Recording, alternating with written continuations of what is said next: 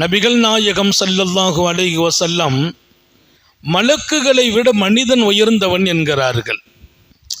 மலக்குமார்கள் தான் உயர்ந்தவர்கள் என்று பெயர் வாங்க வேண்டும். அவங்க அல்லாஹ்வுக்கு அருகாமையிலேயே இருக்கிறாங்க. அல்லாஹ்வுடைய நெருக்கம், அல்லாஹ்வுடைய கட்டளைகளை எல்லாம் உலகத்தில் செயல்படுத்துகிற ஒரு நிர்வாகமாக அவங்க தான் பொறுப்பு. யார் யாருக்கு என்ன செய்யணும், உலகத்தில் நல்லது நடத்துவதை அவர்களை கொண்டு, ஏதேனும் ஒரு சமூகத்திற்கு தண்டனையா அவர்களை கொண்டு, கிட்டத்தட்ட அல்லாஹ்வுடைய மிகப்பெரிய ஆட்சியை செயல்படுத்துகிறவர்களாக மலக்குகள். அவர்களை பற்றி பேசுவான் அல்லாஹ், லா யஅஸூனல்லாஹ மா அமரஹும் வ யஃஅலூன மா யுமரூன். அல்லாஹ் என்ன கட்டளை போட்டானோ அதில் எந்த காலத்திலும் எந்த நிமிடத்திலும் மாறு செய்ய மாட்டார்கள். இப்போ நம்மை பொறுத்தவரையில் நிறைய கட்டளைகளில் அப்பப்போ மாறுபாடுகள் நடக்கும். எந்த ஒரு அல்லாஹ்வின் கட்டளையையும் மாறு செய்யவில்லை. இதை அல்லாஹ் குர்ஆன்ல தெரிபடுத்துறான். மலக்குமார்கள் அவன் கட்டளைக்கு மாறு செய்யவில்லை என்பதை குர்ஆன்ல உறுதி. இப்போ நம்மை பார்த்து நீங்கள்லாம் என் கட்டளைக்கு மாறு செய்யலன்னு அல்லாஹ் சொல்லல, மாறு செய்யாதீங்கிறான். மாறு செய்யலங்கிற மலக்குகளை வயஃஅலூன மா யுமரூன், எது கட்டளையோ எதை சொல்லப்பட்டுச்சோ அதை செய்திருவாங்க. இதை செய்யுங்கன்னா செய்வாங்க, இதை செய்யாதீங்கன்னா செய்ய மாட்டாங்க. இதில் ரொம்ப கரெக்டாக நடக்கிறார்கள் என்று அல்லாஹ் சொன்னான் அவன் மலக்குகளை. ஆனால் அவர்களை விடவும் மனிதன் சிறந்தவன். நீங்கள் இந்த உலகில் வாழ்கிற மனிதர்கள் மலக்குகளை விட சிறப்பு பெறுகிறார்கள் என்றால் எப்படி? அது ஆச்சரியம் இல்லையா? அல்லாஹ்வின் கட்டளைகளை மிகச்சரியாக செய்கிறார்கள். அவன் எதை சொன்னானோ அதுக்கு அடிபணிகிறார்கள். மாறு செய்வதில்லை, பாவம் செய்வதில்லை. இங்கேதான் நம்முடைய கண்ணியத்தை அல்லாஹ் சொன்னான். மலக்குமார்கள் பாவம் செய்யறதில்லை, சொன்னதை செய்கிறாங்க அப்படிங்கிறத விட நீங்கள் தான் உயர்ந்தவங்க. ஏன்னா அவர்கள் எந்த ஒரு நிலையும் இல்லை, அவங்களுக்கு அது இதெல்லாம் இல்லை, ஆசைகள்லாம் இல்லை, அந்த சிந்தனைகள் இல்லை. உங்கள் சூழல் எப்படின்னா, இவ்வளவு மக்களோடு வாழ்கிற நீங்கள் ஒருவரை பார்த்தால் ஒருவருக்கு பொறாமை வரும், ஒருவரை பார்த்தால் ஒருவருக்கு தப்பான எண்ணங்கள் பிறக்கும். இந்த நிலைகளில் நீங்க சரியாகிறீர்கள் என்றால் நீங்களே சிறந்தவர்கள். சூழ்நிலை இல்லை அவங்களுக்கு.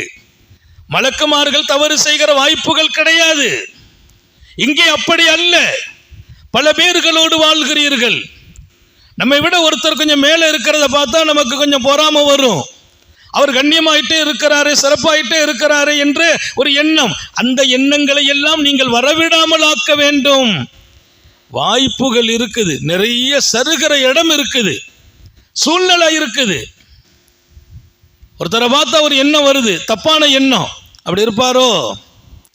அல்லாஹ் சொன்னான், நீங்கள் ரொம்ப கவனம், யாரை பற்றியும் தப்பா நினைக்காதீர்கள்.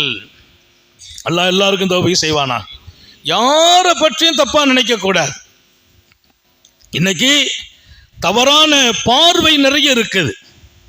தவறான பார்வை, ஒவ்வொருவர்களையும் பற்றி தவறான பார்வை. அவர் அப்படி இருப்பாரோ?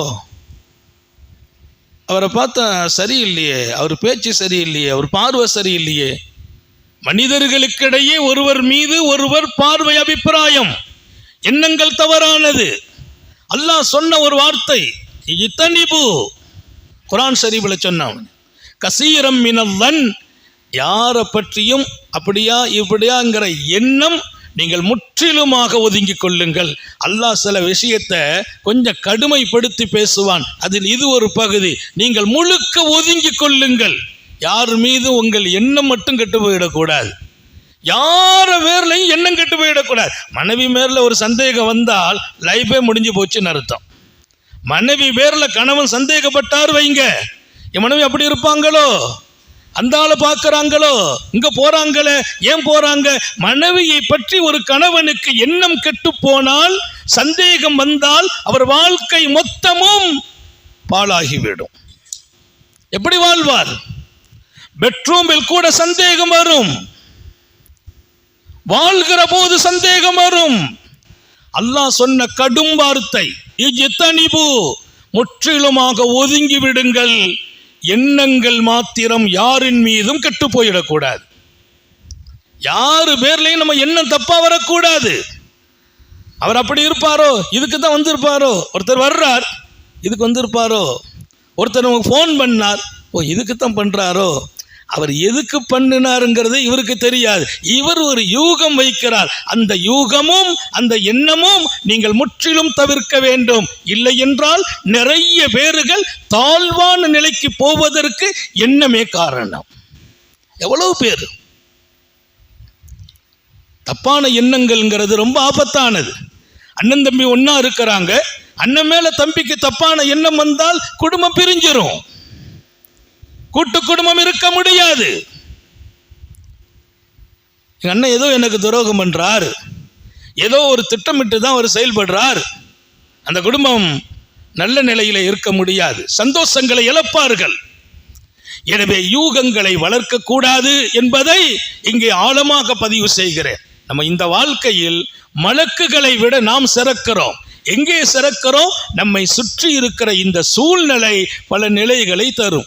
ஒருத்தரை பார்த்து ஒருத்தருக்கு ஏற்படுகிற அபிப்பிராயங்களை எல்லாம், அவரின் மீது நமக்கு வருகிற சந்தேகங்களை, தவறான எண்ணங்களை, பொறாமைகளை, அவரை பற்றி ஏதாவது குறை சொல்ல வேண்டும் என்கிற நிலைகள் எல்லாம் கரெக்டா இருக்கும்.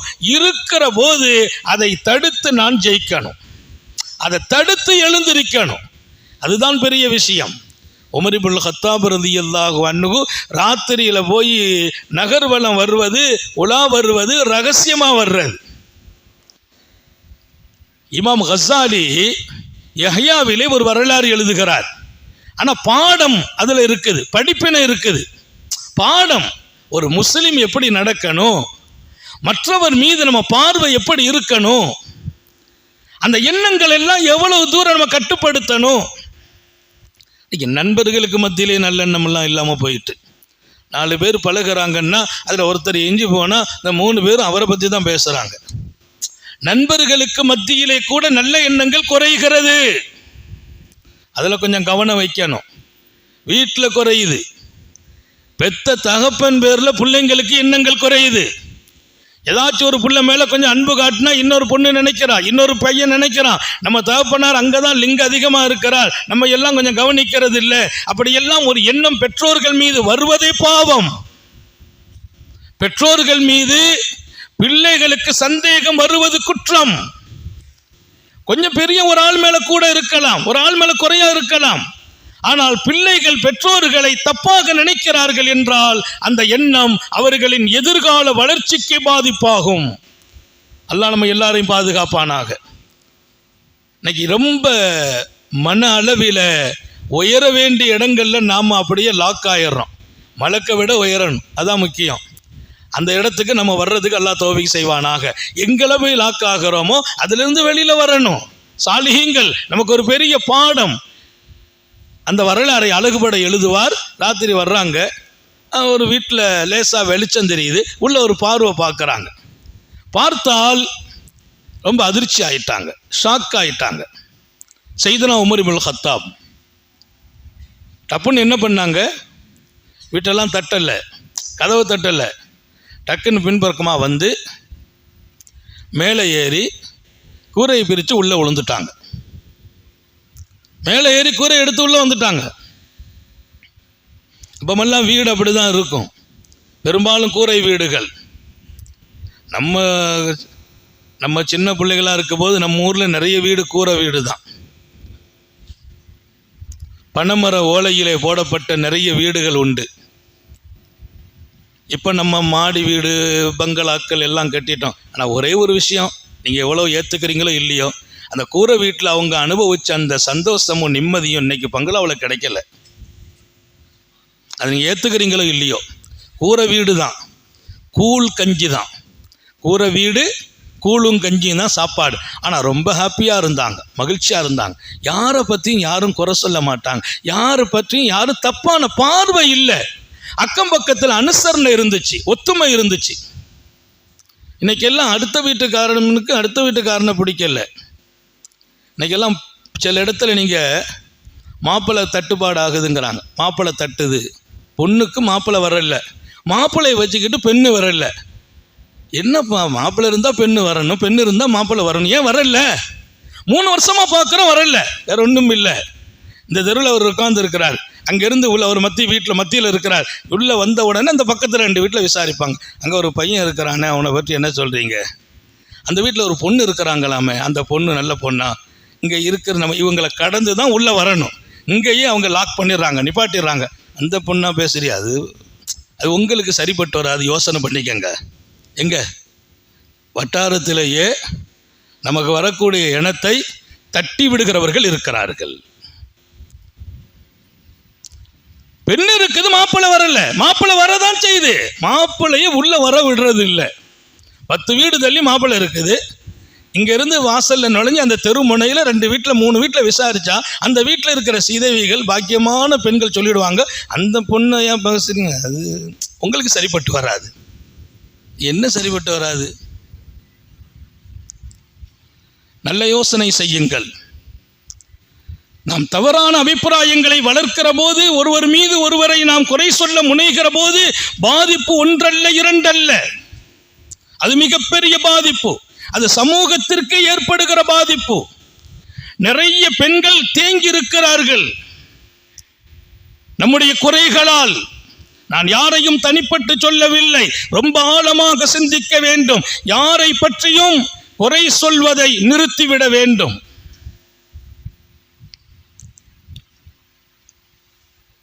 மேலே கூரை பீத்து உள்ள விழுந்துட்டாங்க அமீருல் மோமினீன். உள்ள அவங்க பார்த்த காட்சி என்னன்னா, ஒருவர் ஒரு பெண்ணோடு நைட்டில் நிற்கிறார், கையில் மது பாட்டில் வச்சிருக்கிறார், கையில் மது பாட்டில் ஒரு பெண்ணு வச்சிருக்கிறார். அந்த காட்சி தாங்குமா நாட்டினுடைய ஜனாதிபதி அவர்களுக்கு? 2மே ஹராம். அது இரவுனுடைய நடுப்பகுதி. உள்ள வந்து பார்த்தா அந்த பெண்ணுக்கும் அவருக்கும் சம்பந்தமே இல்லை. அந்த பெண் அவருடைய குடும்பத்து பெண் அல்ல, எந்த சம்பந்தமும் இல்லை, கையிலே மது. இத்தனை பெரிய ஈமான் வளர்ச்சி கண்ட காலம். கோபப்பட்டார் அமீருல் மோமினீன். அந்த கோபம் கொண்டு அவரை கையை தூக்கிட்டாங்க. அவர் சொன்னார், லா தாஜல், அவசரப்படாதீர்கள், அவசரப்படாதீர்கள், தப்பு நடக்கலைன்னார். இன்னவரைக்கும் தப்பு நடக்கல. ஆனால் அல்லாஹ்வின் வான்மறையின் அழகான கட்டளைகள் 3ஐ தாங்கள் தான் மீறி இருக்கிறீர்கள் என்றார். அல்லாஹ்வின் கட்டளையின் அருமையான 3 கட்டளைகளை தாங்கள் மீறி இருக்கிறீர்கள். தவறு நான் செய்யவில்லை, அல்லாஹ் தடுத்த 3 இடத்திற்கு தாங்கள் வந்திருக்கிறீர்கள் என்றார். உமர் இப்னுல் கத்தாபுக்கு ஒரு பேர் என்னன்னா, இமாம் புகாரி எழுதுவார் புகாரி ஷரீஃபில், கான வக்காஃபன் இந்த கிதாபில்லா, குர்ஆன்ல அந்த குர்ஆனுடைய ஆயத்தை இப்படி தான் சொல்லிட்டா அப்படி ஸ்டாப் ஆகிடுவாங்களாம், அதுக்கு பின்னால் பேசவே மாட்டாங்க. வக்காஃப் உமர், குர்ஆனுக்கு முன்னால், குர்ஆனின் ஆயத்துக்கு முன்னால் அவங்க அப்படியே அமைதி ஆகிடுவாங்க. அவங்க கோவப்படுவாங்க, அல்லாஹ் சொல்வான் நீங்கள் பொறுமையை காலுங்கள் என்று அந்த ஆயத்தை யாராவது ஓதிட்டா அப்படியே பசுமை ஆகிடுவாங்க. குர்ஆனை மீறி அவங்க வாழ்க்கையில் கடந்து போனதில்லை. அல்லாஹ் நம்ம எல்லாருக்கும் தௌபீக் செய்வானா. உமர் இப்னுல் கத்தாப் அரண்மனையில் பாராளுமன்றத்து உள்ளே ஒருத்தர் கண்ணா பின்னான்னு பேசுகிறார், எங்கள்கிட்ட நீங்கள் சரியாக நடக்கலைங்கிறார், நீதி காட்டலைங்கிறார். அப்போ உமர் இப்னுல் கத்தாப் அவங்களுக்கு கொஞ்சம் கோபம் வரும்போது அவர் உடனே சொன்னார், கூட இருந்தவங்க ஹுதில் அஃப்வா, அல்லாஹ் சொல்கிறான் மன்னிக்கணும்னு சொல்கிறான். உடனே அமைதி ஆயிட்டாங்க. வேற ஒன்றும் இல்லை, தப்பா பேசி இருக்கிறார், நீதி கடக்கிறீர் என்கிறார், ஆள் பார்த்து நடக்கிறீர் என்கிறார். இமாம் புகாரி இதை எழுதுகிறார். அந்த ஆயத்தை தான் சொன்னாங்க, ஹுதில் அஃப்வா, மன்னிக்கேங்கிறான் அல்லாஹ், மன்னிப்பு தான் முக்கியம். உடனே அமைதி ஆயிட்டாங்க, பேசல. அது ஒரு பெரிய வாழ்க்கை. ஏதாவது நம்ம வாழ்க்கையில் எங்கேயாவது கொஞ்சம் வேகத்துக்கு போகிற போது குர்ஆன் ஆயத்து இப்படி தான் சொன்னால் அந்த இடத்துல நிற்கணும் பாருங்க. நமக்கு அப்படி இல்லை, இன்னும் கொஞ்சம் கோபம் கூடும். உன்னை விட எனக்கும் குர்ஆன் தெரியும். நம்ம பேச்சில் அந்த கோபத்தோரணையில் என்ன சொல்லுவோம், உன்னை விட எனக்கும் குர்ஆன் நல்லா தெரியும் அப்படின்ட்டு பேசிடுவோம். அதுதான் இங்கே நாம் சில நேரங்களிலே விழும் இடம். எங்கே விழுறோம்?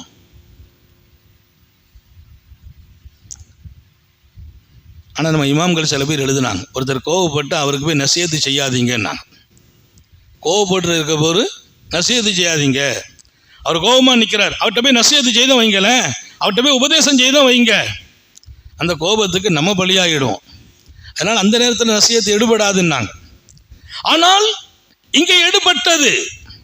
கோபத்தை தூண்டிவிட்டு நிற்கிறார். நீதி அரசரை நீதி இல்லை என்கிறார். நீதி அரசர் நீங்கள் நீதி காட்டவில்லை என்கிறார். கோபம் வந்தது. நீங்கள் பொறுமையை காளுங்கள் என்று அல்லாஹ் சொன்ன ஆயத்தை, மன்னியுங்கள் என்று அல்லாஹ் சொன்ன ஆயத்தை சொன்ன போது அமைதியானார். அமைதியானார் மட்டுமில்ல, அவர் தண்டனை இல்லாமல் அரண்மனை விட்டு வெளியில போறார், பேசி முடித்து விட்டு. இங்கே ராத்திரியில் வீட்டு கதவு பூட்டிட்டு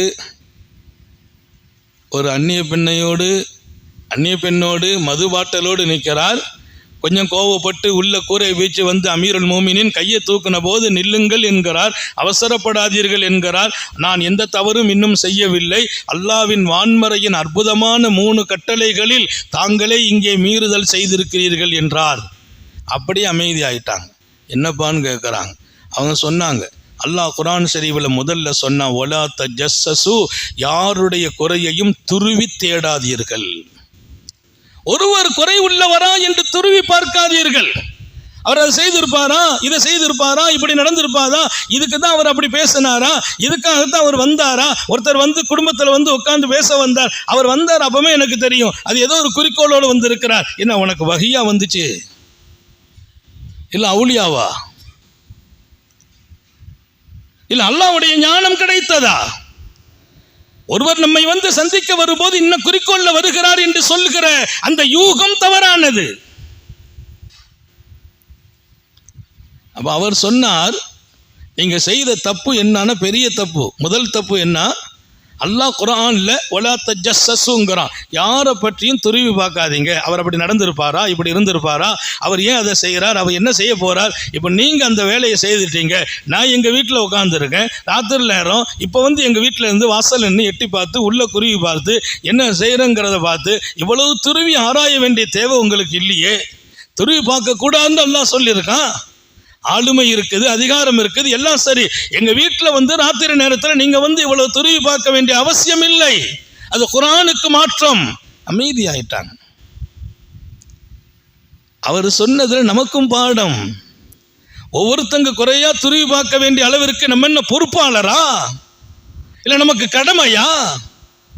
அது தவறென்றல்லவா அல்லாஹ் சொல்லுகிறான். எல்லாரையும் குறை பார்க்க நினைக்கிறோம், துருவி பார்க்க நினைக்கிறோம். என்ன எங்க போறார், எங்க வருகிறார், வாட்ச் பண்ண வேண்டிய வேலை நம்மை சார்ந்ததல்ல. எனக்கு தெரிஞ்சு ஒருத்தர் புஞ்சாரி மேல சந்தேகப்பட்டார். நான் சொன்னேன் இது தப்பானது வேண்டான்னு. அவர் சரி சரின்னு சொன்னார். கேட்கவே இல்லை, மாறவே இல்லை.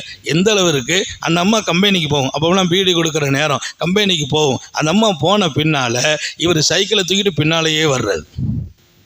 பின்னால் வந்து கம்பெனிக்கு போன பின்னால் அந்த சைக்கிளை சந்தில் நிறுத்திட்டு அந்த பக்கமாக வந்து பக்கத்து வீட்டில் நின்று பார்த்துக்கிட்டே நிற்கிறார். உள்ளே போகிறா, கம்பெனியில் என்ன செய்யுது, அங்கே வீடு என்னும் போது பேசுதா வர்றா, அதை கவனிக்கிறார். அதெல்லாம் முடிச்சுட்டு வெளியில் வந்த உடனே அது ஒதுங்கி நின்றுக்கிறார். அது போகும்போது கொஞ்சம் தூரம் வேகமாக போன பின்னாலேயே சைக்கிளில் போகிறது. இதெல்லாம் வாழ்க்கையா? இது இல்லை வாழ்க்கையான்னு இதை நான் கண்ணால் பார்த்தது. அதான் பெரிய கொடுமை. கூப்பிட்டு சொன்னேன், எத்தனை நாளைக்கு சைக்கிளில் பின்னாலேயே சுற்றுவேன். இல்லை, என் மனசு சாந்தி அடைய மாட்டுக்கு. அல்லாஹ் குர்ஆனிலே கற்றுக் கொடுக்கிற ஒரு வாழ்க்கை. உங்கள் எண்ணங்கள் எப்போதும் கெட்டுவிடாமல் பாதுகாத்து கொள்ளுங்கள். யாரின் மீதும் எண்ணங்கள் கெட்டு போகிற மாதிரி வளர்த்து கொள்ளாதீர்கள். அப்படி வளர்ப்பீர்களா அவர் நிம்மதியாக இருப்பார், நீங்களே நிம்மதி இழப்பீர்கள். நீங்களே நிம்மதி இழப்பீர்கள். நிறைய வீடுகளில் அந்த நிம்மதி காணாமல் போயிருக்கிறது. நிறைய வீடுகளில் குழந்தைகள் விஷயத்தில் அந்த குழந்தை மேல பாசமா இருக்கிறாங்களோ, நம்ம குழந்தை மேல பாசமா இல்லையோ, அந்த குழந்தைக்கு நிறைய கொடுக்கறாங்களோ, நமக்கு கொடுக்கலையோ, இல்லை அண்ணனுக்கு கொடுக்கறாங்களோ, தம்பிக்கு கொடுக்க மாட்டேங்கிறாங்களோ அப்படிங்கிற அந்த எண்ணங்கள் பேதலிக்கிற போது அவங்க ஹாப்பியா இருக்கிறாங்க. என்னத்தான் நீங்கள் தான் கெட்டு போனீர்கள், நிம்மதி இழக்கிறீர்கள். மாத்திரமல்ல, பாவிகள் என்று அல்லாஹ் டிக்ளேர் பண்ணுகிறான். உங்களை பாவி என்று டிக்ளேர் பண்றான் அல்லாஹ். அதனாலே ரொம்ப கவனம். எண்ணங்களை மாத்திரம் எந்த இடத்திலும் அது கெட்டுப்போக அனுமதிக்காதீர்கள். அதனால தான் பெருமானார் ஸல்லல்லாஹு ஒரு அழகான ஹதீஸை சொன்னாங்க, துன்னு பில் மூமினின கைரா, எல்லாரையும் பற்றி நல்ல எண்ணம் வைத்து விடுங்கள். இல்லை அப்படியெல்லாம் இல்லை, அவங்க நல்ல ஆள் தான். யாராவது சில பேர் இருக்கிறாங்க நம்மள்கிட்ட வந்து கொஞ்சம் போட்டு விடுவாங்க, கொஞ்சம் யோசனை பண்ணிக்கப்பா, அப்போ பார்த்தா அவரை பார்த்தா அப்படி இல்லை, உன்னை கடைசியில் கைவிட்டுருவார் போல தெரியுது, இப்படிங்கிற தூண்டி போட்டு ஒரு சில பேர் இருக்கான். உன்னை கைவிட்டுருவார் போல தெரியுது, அவர் பிரியம் பூரா அங்கே தான் இருக்க மாதிரி இருக்குது, கடைசியில் உனக்கு ஒன்றும் இல்லாமல் ஆக்கிட்டு போயிடக்கூடாது அப்படின்ட்டு தூண்டி விடுறான் பாருங்க. அவன் ஷர்ருன் நாஸ் என்றார்கள் நபிகள் நாயகம். மனித உலகில் கேவலமானவன், மனித உலகில் கேவலமானவன். சந்தோஷமாக இருக்கிறவர்களை தூண்டிவிட்டு அவங்கள கொஞ்சம் கவனிச்சுக்க, அவங்க உன் மேல பிரியம் இல்லாத மாதிரி இருக்குது, உனக்கு ஒன்றும் கிடைக்காம போயிடுமோன்னு தூண்டி விட்டார்களே, பிரியத்தை குறைக்க முனைக்கிறார்களே. ஷர்ருன் நாஸ், மனித உலகில் ஆக கேவலமானவர்கள். ஷிராரு ஹல்கில்லாஹ் அல் முஃபர்ரிகூன பைனல் அஹிப்பா, அல்லாஹ்வின் படைப்புகளில் எல்லாம் ஆக கழிந்தவர்கள், ஆக கெட்டவர்கள்.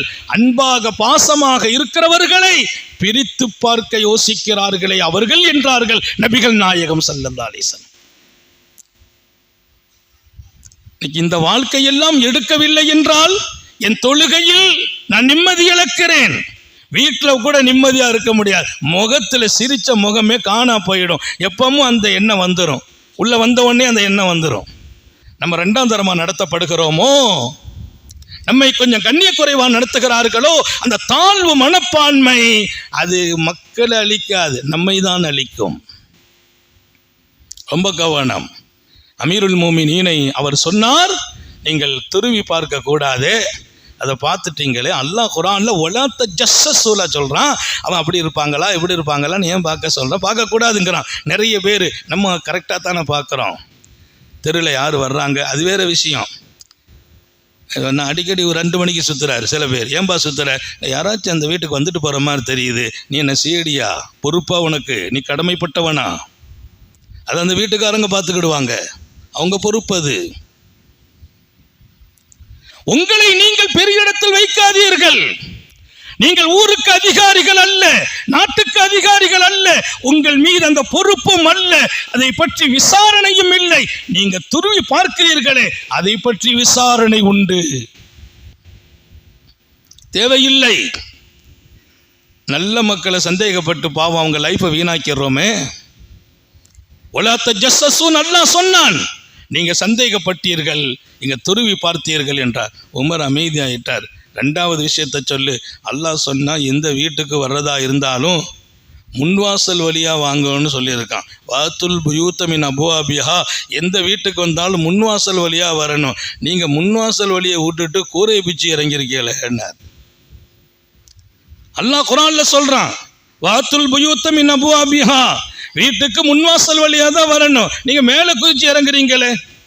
அதனால தான் பின்வாசல் வழியா உள்ள வர்றதுக்கு கயிறு இல்லைன்னு எழுதுறாங்க. ஒரு வீட்டுக்கு 2 பக்கம் வாசல் இருக்க வைங்களேன், 2 பக்கமும் புழக்கத்தில் இருந்தால் பரவாயில்லை, அது பின்பக்க வாசல், யாரும் வர்ற பழக்கம் இல்லை, இவர் ரகசியமாக அந்த பக்கமாக உள்ளே வந்துக்கிட்டே இருக்கார், அது மார்க்கத்திற்கும் ஷரியத்திற்கும் உகந்தது இல்லை என்று இமாம்கள் எழுதுறாங்க. பின்பக்க வாசல் புழக்கமாயிட்டு வைங்க. இப்போ எங்கள் தெருவிலலாம் இருக்க 2 வாசலும் புழக்கத்துக்கு வந்துட்டு, பேரே சின்ன தெரு, பெரிய தெருலேருந்து சின்ன தெரு வழியாக வந்துடலாம், சின்ன தெருலேருந்து பெரிய தெரு வழியாக போயிடலாம், அது ஒரு பெரிய பரக்கத்து இருக்குது. ஆனால் இப்போ அது மாறி சின்ன தெரு பக்கத்தை அடைச்சி இது ஒரு வீடாக கொடுத்துட்றாங்க. நம்ம அந்த கட் பண்ணி குட்டி குட்டி வீடாக ஆக்குனது தான் பெரிய விஷயம். அது அன்னைக்கு பேசிட்டேன், ஒரே அதுக்குள்ளே போகலை. பெரிய தெரும் சின்ன தெரும் சேர்ந்து இருந்த பெருசாக இருந்துச்சு, இப்போ அது பாதி பாதியாக கட்டாகி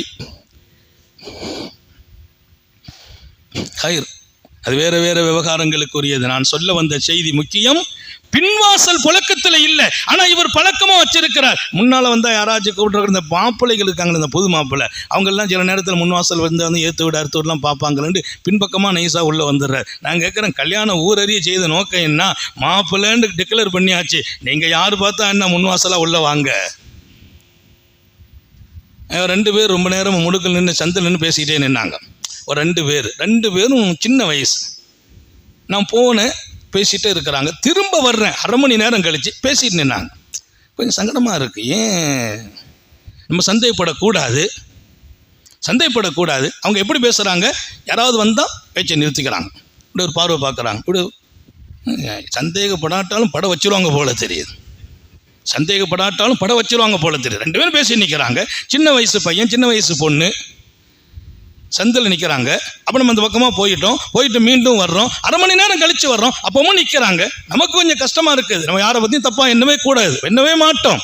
ஏன் இங்கே நின்று பேசிட்டு நிற்கிறாங்க? அப்படி வந்தேன். திரும்ப வீட்டுக்கு போயிட்டு மீண்டும் வந்து அங்கே நின்று பேசிக்கிட்டே இருக்கிறான். என்னை பார்த்தவொன்னே அப்படியே அங்குவாக்க திரும்புகிறாங்க. ஆஹா, நம்ம வாட்ச் பண்ணுற ஆள் மாதிரில பார்த்துட்டாங்க. நான் தம்பியை கூப்பிட்டேன். தம்பி இங்கே வாப்பா. என்னப்பா கொஞ்சம் வீட்டில் உட்காந்து பேசலாமா? யார்? என் ஒய்ஃப் வசருத்து. ஆனால் தெருவா ஒய்ஃபை விட்டு ரோட்டில் விட்டு, தெருவில் விட்டு, முடுக்கில் விட்டு, ஒய்ஃப் இல்லைடா, ஃப்ரீயாக பேசலாமே, எதுக்கு இங்கே பார்க்குற அங்கே பார்க்குற? இல்லை, என் மாமிக்கு தெரியாமல் பேசுகிறேன். சுப்ஹானல்லாஹ், மாமிக்கு தெரியாமல். மாமி தானப்பா பேச வச்சு அழகு பார்க்கணும், மாமி தானே பேச வச்சு அழகு பார்க்கணும். எங்கே போகுது உலகம்? தெருக்குள்ளே போங்க. நான் புதிய மணாளர்களுக்கு சொல்லுகிறேன், நம்ம வீடு அது. நம்ம மனைவி வீட்டில் போய் நம்ம பேசுறது தவறு இல்லை, முடுக்கில் நிற்கிறது தான் தப்பு. சந்துக்குள்ள நின்று பேசுறது 1000 பேர்களை சந்தேக பார்வை உங்கள் மீது உண்டாக்குகிறது. நீங்க நல்லா ஆயிடுவீங்க. பாவம் அவன் சந்தேகப்பட்டு அவன் பாவி ஆயிடுவான். மற்றவங்க பாவி ஆகிறதுக்கு நம்ம இடம் கொடுக்க கூடாதுன்னு நாங்கள் ஸல்லல்லாஹு அலைஹி வஸல்லம். அடுத்தவங்க பாவி ஆகிறதுக்கு நீ இடம் கொடுக்க கூடாது. இந்த படுக்கும்போது காசு பணத்தை வெளியில் வச்சுட்டு படுக்கிறாங்க. யாராவது திருடர்கள் அடிச்சுட்டு போயிட்டா மார்க்க சட்டப்படி அவர் மேலே குத்தம் இல்லை, இதுக்கு கையெல்லாம் தண்டிக்க வெட்ட முடியாதுங்கிறாங்க. ஏன்? அவர் திருடுறதுக்கு நீ தான் காரணம். நீ அந்த பணத்தை ஏன் வெளியில் வச்ச? நீ உள்ளே வச்சு பெட்டியில் வச்சு பூட்டிட்டு படுத்திருக்கணும். நீ வெளியில் வச்சதில் இப்போ நீ ஒரு குற்றவாளி ஆகிட்ட. பார்த்தவன திருடுறதுக்கு மனசு தூண்டுச்சுல்ல, நீ தூண்டுறதுக்கு நீ தான் காரணம். இதெல்லாம் என்ன செய்ய முடியாது, கையை வெட்டும் குற்றம் ஆகாது. ஏன்னா பாதுகாக்கப்பட்ட பெட்டி இருந்து எடுத்தால் தான் கையை வெட்ட முடியும். அதுதான் குற்றம் இஸ்லாமிய ஷரியத் இருக்கிற இடங்களிலே. அந்தந்த இடங்கள்ல அந்தந்த சட்டம். நம்ம நாட்டில் திருட்டுக்கு என்ன குற்றமோ அந்த குற்றம் இந்த நாடு கொடுக்கும், இந்த சட்டம் தரும். ஆனா அது பாதுகாக்கப்பட்ட இடத்துல இருந்து எடுக்கணும் அப்படின்னு மார்க்கம் சொல்லுது. இப்போ இப்படி ஒருத்தர் பணத்தை வச்சுட்டு படுத்தாரு, யாரோ ஒருத்தர் எடுத்துட்டு போயிட்டாங்க. இங்க 2 விஷயத்தை எழுதுறாங்க. ஒன்று, அவர் குற்றவாளி இல்லை. இன்னொன்று, அவர் திருடுறதுக்கு நீ தான் காரணம். நல்ல மனுஷன் கூட ஒரு 10 லட்சம் ரூபா தலைக்கு மாட்டில் இருந்துச்சுன்னா பார்த்துட்டு சும்மா வருவார். என்னன்னு தெரியல, அது பணமோ, அப்படி மூடி வச்சிருமேன்னு போவார். போனோன்னு மனசு சொல்லும், சரி ஒரு கட்டை எடுத்துக்கா. நல்லவர்களையும் தவறு செய்வதற்கு நீங்கள் காரணமாகாதீர்கள். எனவே மற்றவர்கள் நம்மை சந்தேகப்படும் இடத்திற்கு நம்ம போகக்கூடாது. பெருமானார் ஸல்லல்லாஹு அலைஹி வஸல்லம் சொன்னாங்க, சந்தேகம் உன் மீது வரும் இடங்களை விட்டும் நீ உன்னை காத்துக்கொள். சந்தேகம் வர்ற இடத்துல போய் நிற்க கூடாது. நல்ல ஒரு பெரிய தாடி வச்சுட்டு ஒருத்தர் அந்த பக்கமாக மது கடை இருக்கிற இடத்துன்னு வெளியில் வர்றாரு. மனுஷன் இங்கே போயிட்டு வர்றாரு, ஆள் பெரிய தாடிலாம் வச்சுருக்கிறாரு. எப்போ பார்த்தாலும் முசாபா செய்ய மட்டும் இல்லை, கையை வேற முத்தம் கொடுக்குறாரு. இங்கே இருந்து வர்ற மாதிரி இருக்கேன்ட்டு, ஆனால் என்ன இங்கே இல்லை சில்லறை மாற்ற போனேங்கிறார். எதுக்கு அங்கே போய் மாத்துற? சில்லறை மாற்றத்துக்குள்ள இடமா அது? என்ன நான் சொல்ல வர்றேன், சந்தேகம் உன் மீது படும் இடத்தில் நீ நிற்காதே, நபிகள் நாயகம். ஏன்னா ஒருத்தர் சந்தேகப்படுறாருல்ல, நீ இந்த பக்கமா போனா மது கடைக்கு போயிட்டியோ, அந்த பக்கம் போகாதே. வீட்டுக்கு வரணும்னா முன்வாசல் வழியா வாங்கன்னு அல்லாஹ் சொல்றான். நீங்க முன்வாசல் வழியா வரலையே, நீங்க மேலே ஏறி குதிச்சு வந்துட்டீங்களே. குர்ஆனுடைய கட்டளைக்கு இது ஒரு மாற்றமாச்சேன்னு அடக்கமாக தான் சொன்னார். ஏன்னா உமர் பின் கத்தாப் அதை ஏற்றுக்கிறவங்க. 3வது சொன்னார், அல்லாஹ் குர்ஆன்ல சொல்றான், நீங்கள் உங்கள் வீடை தவிர மற்ற வீடுகளுக்கு வந்தால், உங்கள் வீட்டை விட்டுட்டு உங்கள் அல்லாதவர்களுடைய வீடுகளுக்கு நீங்கள் வந்தால் அவங்க வாசலில் நின்று அனுமதி கேட்க வேண்டும். புயூத்தன் கைர புயூத்திக்கும் ஹத்தா தஸ்தானிசு ஒத்துசல்லிமு. உங்கள் வீடை தவிர மற்றவங்க வீட்டுக்கு வந்தால் வாசல்ல வந்து நின்று விட வேண்டும், அனுமதி கேட்க வேண்டும், சலாம் சொல்ல வேண்டும், அவங்க பதில் சொல்லணும், அனுமதி தரணும், அப்பதான் நீங்க உள்ள போகணும். அங்கிருந்து பதில் வரல, சலாம் வரல அப்படின்னா நீங்க வந்தாலும் திரும்பி போயிடணும். இதான் மார்க்கம். ஒரு வீட்டுக்கு போனோம், அனுமதி கேட்டோம், அனுமதி வரல, 3 தடவை சலாம் சொல்லணும், அனுமதி வரல போயிடணும். அது இல்லை. வீட்டை முடிஞ்ச வரைக்கும் அந்த கதவை உடைச்சிடுறது, குத்தி ஒன்றும் இல்லை, இங்கே உள்ளே உட்காந்துருக்கேன், ஒருத்தர் தட்டினாரு, நம்ம திறக்கல, 2வது தட்டுறாரு திறக்கல, 3வது டம்முன்னு அடித்தார். என்னடா இது அனாத்தருவானு இங்கே யோசிக்க வேண்டாமா? 3 கதவு இருக்குது நம்ம ரூமுக்கு, 3 கதவு, இங்கே ஒன்று அங்கே ஒன்று இங்கே ஒன்று. எல்லாத்தையும் சொல்லி கொடுக்கறதுக்கும் பயமாக இருக்குது. எல்லா வழியிலையும் ஆள் உள்ளே வந்துக்கிட்டே இருக்குது. இந்த வழி நான் மட்டும்தான் யூஸ் பண்ணுவேன். அன்னைக்கு பார்த்தா ஒரு 5 பேர் இந்த வழியாக வராங்க. என்னன்னு இது ஓப்பனாக இருக்குன்னு கேள்விப்பட்டாங்கிறாங்க. இது தும்முன்னு சட்டு. கடைசியில் நான் எழுந்திரிச்சு வந்து பார்த்தா ரொம்ப வேண்டப்பட்ட ஆள். நான் தொழுதுட்டு நிற்கேன், சுன்னத்து லொகர் தொழுக முன்னால் இங்கே வந்து சுன்னத் தொழுவேன். இந்த 20க்கு பின்னால் இங்கே வந்துடுறோம், தொழுதுட்டு நிற்கிறோம். அவர்கிட்ட யாரோ சொல்லியிருக்கா, உள்ளே தான் இருக்கிறாரு மேப்படியாரு. குத்தி கதவை, அனுமதி இல்லை. நான் யாரையும் குறை சொல்லலை, அனுமதியே இல்லை. நாம் உள்ளே இருக்கிறோம், நீங்கள் உங்கள் வீட்டில் இருக்கிறீங்க, வாசலில் வந்தால் அஸ்ஸலாமு அலைக்கும் 3 தடவை சொல்லுங்கள். அனுமதி கிடைத்ததா உள்ளே போங்க, இல்லைன்னா போயிடணும். இல்லை நான் வந்துட்டேனே, தூரத்துலேருந்து வந்தேன், எங்கிருந்து வந்தாங்கன்னு இருக்கு, மெட்ராஸிலிருந்து வந்தாலும் கூட வெளியில் தான் உட்கார்ந்து இருக்கணும். அவங்க அனுமதி கொடுத்தா தான் உள்ளே போக வேண்டும்.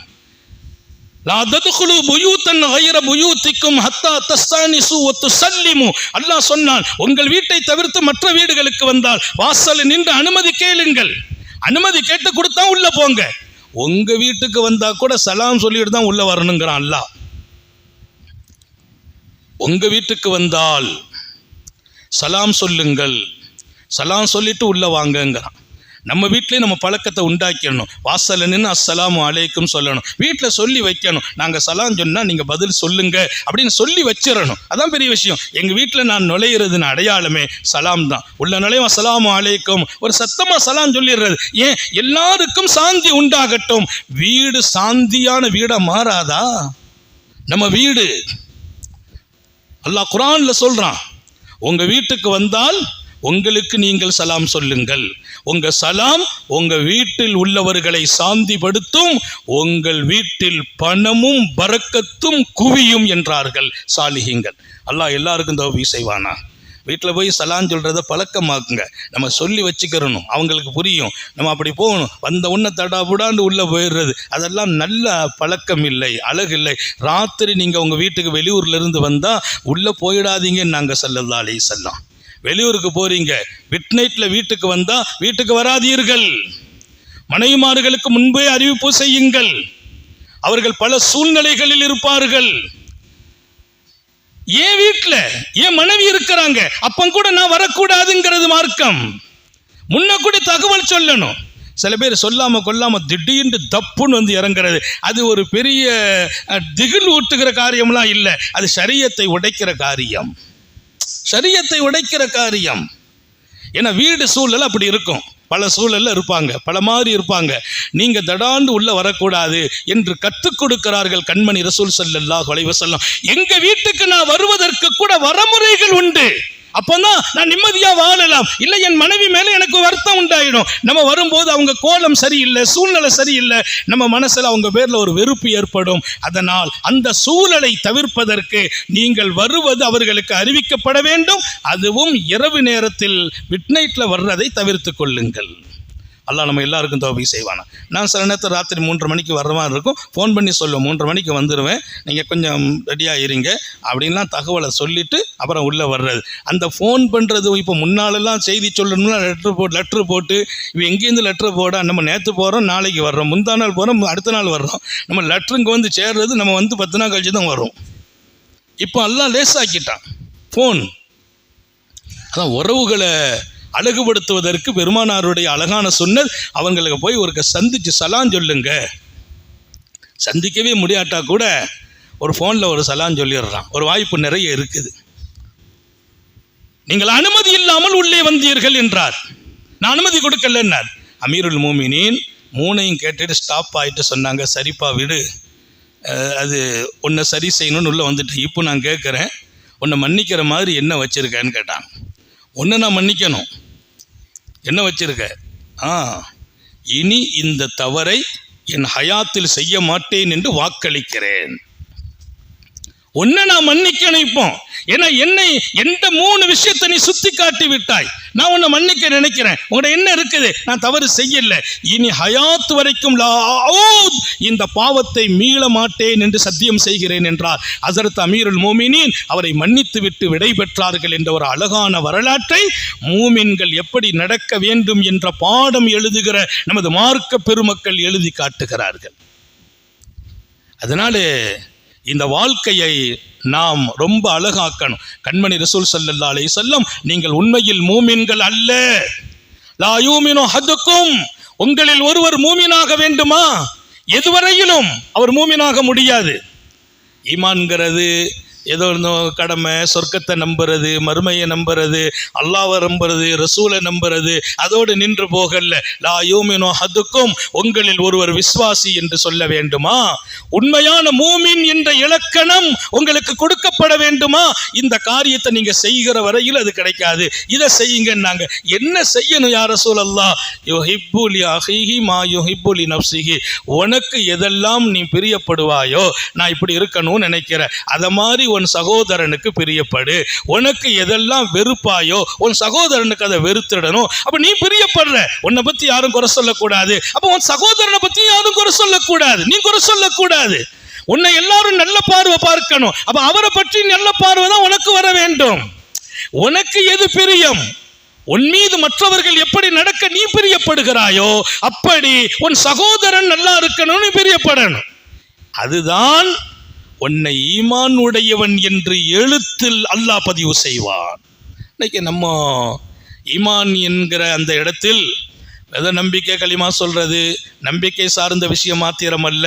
நம்ம என்னெல்லாம் நம்ம வாழ்க்கையில் இருக்கணும்னு நினைக்கிறோம், நம்ம அப்படி இருக்கணும், யாரும் நம்மளை குறை சொல்லிடக்கூடாது, யாரும் நம்ம பேரை கெடுத்துடக்கூடாது, நம்ம இமேஜ் குறைஞ்சிடக்கூடாது, நம்ம கண்ணியம் வீணாயிடக்கூடாது, அப்படியெல்லாம் நம்ம நினைக்கிறோம். யாரும் நம்மளை தப்பாக பார்த்துடக்கூடாதுன்னு நினைக்கிறோம். அதே நிலை அடுத்தவர்களோடு நீ கையாளு, நீ மூமின் என்கிறார்கள். அதனால எப்பவுமே எல்லாரையும் நல்ல பார்வை பார்ப்போம், குறைபடாமல் பார்ப்போம், யாரையும் சந்தேக கண்ணோடு பார்த்து விடாதீர்கள்.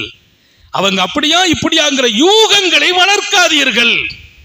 ஒரு மூமின் இன்னொரு மூமினுக்கு தோள் கொடுத்து துணை நிற்க வேண்டும் என்றார்கள் உத்தம நபிகள் ஸல்லல்லாஹு அலைஹி வஸல்லம். அதனாலே நாம் சகஜமாக பழகிற இந்த வாழ்க்கையில் எண்ணங்கள் அழகாக்குவோம், எல்லாரையும் நல்ல பார்வை கொண்டு பார்ப்போம். உண்மையிலேயே அவர் தப்பு செய்கிற ஆளாக இருந்தாலும் நம்ம நல்ல பார்வை பார்த்ததால, நம்ம நல்ல முறையில் அவரோடு நடந்ததால அவர் தப்பை கூட விடுகிற வாய்ப்பு இருக்கிறது. தப்பை கூட அவர் விட்டு விடுவார். இவ்வளோ அழகாக நடக்கிறாரு. திருடர்கள் ஒரு சூஃபி வீட்டுக்கு வந்தாங்க. சூஃபி வீட்டுக்கு கொள்ளையடிக்கிறதுக்கு வந்தாங்க. நேரம் முடிஞ்சு போச்சு, ஒரு நிமிஷத்தில் சொல்லி முடிக்கிறேன். கொள்ளையடிக்கிறதுக்கு வந்தாங்க. அவங்க வீட்டில் கொண்டு வந்து இந்த கோலம் பூரா அந்த சூஃபி கோலத்தில் வந்துட்டாங்க. சூஃபியினுடைய கோலம் வந்து அந்த வீட்டில் ரூமு பார்க்குறாங்க, என்னென்ன இருக்குது, எப்படி வரலாம், எப்போ போகலாம் அப்படிங்கிற மாதிரி வந்துட்டு, அப்போ அவங்க என்ன செய்தாங்கன்னா அவங்களுக்கு எல்லாம் விருந்து கொடுத்தாங்க. எல்லாரும் சாப்பிட்டுட்டு போங்க, இல்லை நாங்கள் ராத்திரி வர்றோம், வெளியில் போகிறோம், ராத்திரி வர்றோம். அவங்க திருட வர்றாங்க, அங்கங்கே ரூமர் என்னென்ன இருக்குதுன்னு பார்க்க வந்திருக்காங்க, அவ்வளோதான். அதில் அந்த சூஃபி அவங்களெல்லாம், அவங்க கோலம் அழகான கோலம், எல்லாம் பெரிய பெரிய கந்தூரா போட்டுட்டு கொண்டுட்டு அவங்க உட்கார வச்சு சாப்பாடு கொடுத்து நீங்கள் சாப்பிட்டுட்டு தான் போகணும் அப்படின்ட்டு உட்கார வச்சு அவங்கள மதியம் வரைக்கும் இருக்க செய்து உணவு தயார் பண்ணி கொடுத்தா, அவங்க வீட்டில் ஊனமான ஒரு பொண்ணு இருக்கிறா. அவங்க வீட்டில் ஊனமான சூஃபி வீட்டில் அவங்களுக்கு சாப்பாடு சாய்க்கிறது, கை கழுவுறது, தண்ணியை ஊற்றி சாப்பாடு வச்சு சாப்பிட்ட பின்னால் அவங்க எல்லாருக்கும் அந்த கை கழுகிறதுக்கு இந்த சூஃபிகள்லாம் முன்னால் கொண்டு கையில் தண்ணியை ஊற்றுவாங்க. நம்ம ஊரில் அப்படி ஒரு பழக்கம் இருந்துச்சு, முன்னால் கைகளை தண்ணி ஊற்றணும்னு ஒரு பழக்கம் இருந்துச்சு. இப்போ மாப்பிள்ளை கழுத்துக்கு மட்டும்தான் ஊற்றுற மாதிரி இருக்குது. எல்லோரும் வெளியில் போய் தான் கழுகணும். சரி பரவாயில்லை, தண்ணியாவது வச்சுருக்காங்களே. இன்னும் சில வீட்டில் தண்ணியை வைக்கிறது இல்லை, பாட்டிலை தந்து இதை வச்சே நீ கழுகிக்கான்னு அனுப்பி விட்டுறாங்க. எல்லாமே காலம் மாற போகிற நாகரீகம் வளர்ந்துக்கிட்டே இருக்குதா இல்லையா? அப்போ அந்த தண்ணி ஊற்றுனாங்க. சாப்பிட்டு முடித்த உடனே அந்த சூஃபிகள் எல்லாம் கையை கழுகி, அந்த வந்த திருடர்களும் பூரா கையை கழுகி அந்த தண்ணியை கொண்டு போனவொன்னே அந்த பொண்ணு, ஊனமான பொண்ணு இருக்க, அவள் சொன்னா, யா அல்லாஹ், இவ்வளோ பெரிய சூஃபிகள், எவ்வளோ பெரிய ஷேகுமார்கள் எல்லாம் எங்கள் வீட்டுக்கு வந்திருக்காங்க, அந்த மக்கள் கை கழுகுன தண்ணியாச்சே, இதை நான் குடிக்கிறேன், எனக்கு ஷிஃபாவை கொடுண்டு அந்த தண்ணியை குடித்த அந்த பொண்ணு, இந்த மக்கள் எவ்வளோ பெரியவங்க, இவ்வளோ பெரிய தாடி, இவ்வளோ பெரிய கோலம், இவ்வளோ பெரிய கந்தூரா போட்டு வந்திருக்காங்கன்னா இவங்க பரக்கத்தால் என் நோயை ஷிஃபாவாக்கு அப்படின்னு அவங்க கையை கழுகுன தண்ணீரை அந்த பொண்ணு குடிச்சிச்சு. குடிச்சா அல்லாஹ்வுடைய கிருபை அந்த பொண்ணு எழுந்திருச்சு நடக்க ஆரம்பிச்சிட்டு. நான் படித்த வரலாறு, எழுந்திருச்சு நடந்துச்சு. உடனே அந்த சூஃபி அந்த பொண்ணை கேட்குறாங்க, என்னம்மா ஆச்சு? அந்த பொண்ணு சொன்னா, ஒன்றும் இல்லை வாப்பா, அல்லாஹ்வுடைய கருணை என்னை ஷிஃபா ஆக்கிறதுக்கு அல்லாஹ் இந்த சூஃபிகளை ஞானிகளை இந்த வீட்டுக்கு வர வச்சிருக்கான். அவங்க கையை கழுகுன தண்ணியை நான் குடித்தேன், அல்லாஹ் எனக்கு ஷிஃபா வாக்கிட்டான். இவ்வளவு நல்ல மனிதர்கள் வந்து அவங்கள நான் பறக்கத்தான் பாக்கியமா நினைக்காம போயிடக்கூடாதே வாப்பா அப்படின்னு அந்த பொண்ணு சொல்ல, அவர் ஓடி வந்து சொன்னார், உங்களுக்கெல்லாம் நான் ரொம்ப நன்றி சொல்லணும். என் மகள் ரொம்ப காலமாக நடக்காமல் இருந்தாங்க, நீங்களெல்லாம் வந்தபோது நீங்கள் சாப்பிட்டுட்டு கையை கழுகுனீங்களே, அந்த தண்ணீரை கொண்டு அல்லாட்ட கேட்டு, அல்லாஹ் சூஃபிகளும் மிகப்பெரிய மனிதர்கள், அவங்க குடிச்சு அவங்க கையை கழுகுன தண்ணி நான் குடிக்கிற என்ன குணமாக்குன்னு கேட்டு உங்கள் கையை கழுகுன தண்ணியை குடிச்சு என் மகா பெரிய ஆரோக்கியமாகி இதோ நடமாடிக்கொண்டிருக்கிறார்கள் போது, அத்தனை சூஃபிகளும் தௌபா செய்து, அத்தனை திருடர்களும் தௌபா செய்து திருந்தி அவங்க சூஃபியாகவே மாறிட்டாங்க. மகான்ட சொன்னாங்களா, எங்களை மன்னிச்சிருங்க, நாங்கள் கெட்ட எண்ணம் உடையவர்கள், எங்களுடைய கேவலமான செயலை மனசுல மறைச்சிட்டு தான் இங்க வந்தோம். ஆனால் நாங்கள் எத்தனை உயர்ந்தவர்கள் என்ற எண்ணம் இருந்தபோது அல்லாஹ் ஷிஃபாவையே கொடுக்கறான்னா அத்தனை உயர்ந்தவர்களாக அல்லவா நாங்கள் வாழணும். அல்லாஹ் எங்களுக்கு ஹிதாயத்து கொடுக்கத்தான் அங்கே கொண்டு வந்தான். அவ்வளோ பேர் மாறிட்டாங்க. நான் சொல்கிறேன், தீயவர்களா இருக்கலாம், நம்ம நல்ல பார்வை பார்ப்போம், நம்ம கூட அவங்க வந்து இருக்கிறதுனால பழகிறதுனால அல்லாஹ் அவங்கள நல்லவங்களா கூட மாற்றி விடலாம். எல்லாம் அல்லாஹ் அப்படிப்பட்ட பாக்கியமான நல்ல சூழலை நாம் யாவருக்கும் கொடுத்தருள் புரிவானாக. நல்ல எண்ணங்களை எப்போதும் வளர்த்து கொள்ள செய்வானாக.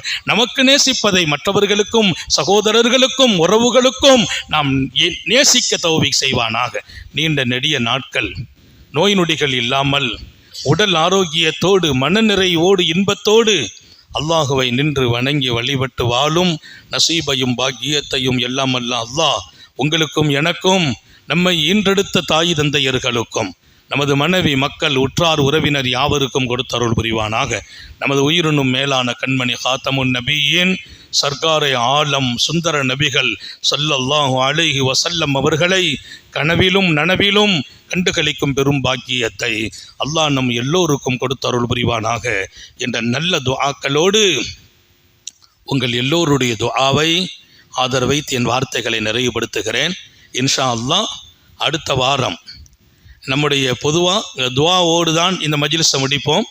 இந்த ஆண்டு கரெக்டாக ரெண்டு துஆ ஓதுவோம். சாதாரண ஒரு துஆ, ஞாயிற்றுக்கிழமை ஒரு துஆ. இந்த ஆண்டு ஞாயிற்றுக்கிழமை பிற 29 திங்கள் பெருநாள் வருகிற வாய்ப்பும் இருப்பதாலே ஞாயிற்றுக்கிழமை இந்த மஜ்லிஸ் நிறைவாகும். அடுத்த ஞாயிற்றுக்கிழமை இத்தனை நாள் ஹதீஸை ஓதப்பட்டு வாசிக்கப்பட்டு பொருள் சொல்லப்பட்டு இவ்வளவு சலவாத்துகள் ஓதப்பட்ட ஒரு நல்ல சபை, அதுவும் குறிப்பாக எல்லாரும் நோன்போடு ஏத்திகாஃபோடு இன்ஷா அல்லாஹ் ஞாயிற்றுக்கிழமை நிறைவு துஆ யாரும் மிஸ் பண்ணிடக்கூடாது.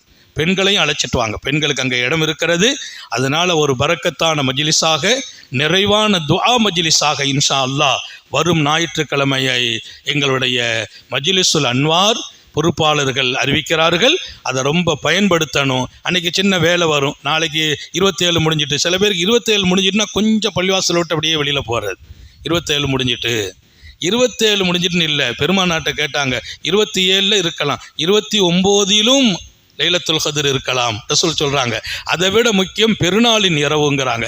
பெருநாள் இரவுலாம் நிறைய பேர் அப்படி ஜாலியாக ரோடை சுற்றுறதும் பஜாரை சுற்றுறதுமா வச்சுக்கிட்டோம். பெருநாள் இரவுலையும் கொஞ்சம் வணக்கம் துவா திக்ர் இருக்கணும். அல்லாஹ் எல்லாருக்கும் தௌஃபீக் செய்வானாக. அது அந்தந்த நேரத்தில் பேசிக்கிடுவோம். அதனால் இன்ஷா அல்லாஹ் அந்த 29ஆம் நாள் வரும் ஞாயிற்றுக்கிழமை நிறைவு மஜ்லிஸாக இங்கே துஆவுடைய மஜ்லிஸ் இருப்பதாலே நீங்கள் உங்கள் வீட்டு பிள்ளைகளை பெண் மக்களை எல்லோரையும் அழைத்து மஜ்லிஸில் கலந்து பேரருளை இந்த ரமலானை கொண்டு அல்லாஹ் மொத்த உலகத்தையும் மன்னிக்க வேண்டும், மகத்தான நிலையை கொடுக்கணும், நம்ம லைஃப்பில் இருக்கிற பிரச்சனை எல்லாம் அல்லாஹ் தீர்த்து வைக்கணும். அதற்கு அந்த மஜ்லிஸை பயன்படுத்துவோம். அனைவரும் கலந்து பேரருள் பெற வேண்டும் என்று அன்போடு ஞாபகப்படுத்துகிறோம்.